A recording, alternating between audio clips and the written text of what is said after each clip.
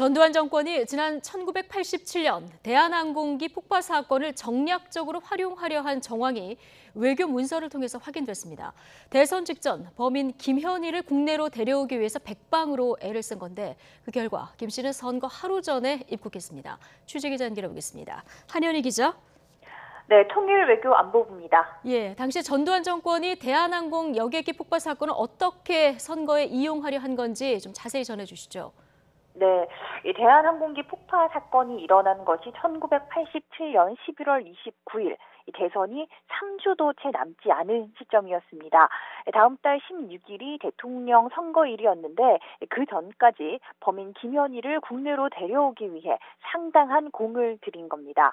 당시 김 씨의 신병을 확보한 바레인 측이 인도가 성급하다고 언급했는데 특사로 파견된 박수길 차관보는 늦어도 15일까지 도착하기 위해서는 12일까지는 바레인 측으로부터 인도 통보를 받아야 한다고 보고했습니다.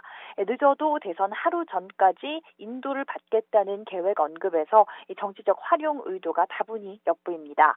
하지만 막판에 이송 일정이 연기되자 박 차관보는 커다란 충격이고 우리 측에 너무나 많은 문제를 제기하고 있다며 바레인을 압박하고 이를 정부에 보고합니다. 그러자 정부는 사우디 정부에 바레인의 영향력을 행사해 줄 것을 요청하고 바레인 고위직들과 친분이 있는 국내 인사와도 접촉하라고 지시했습니다.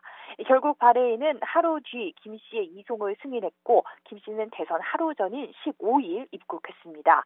이 과정에서 박 차관보가 미국을 의심하는 내용도 담겼습니다.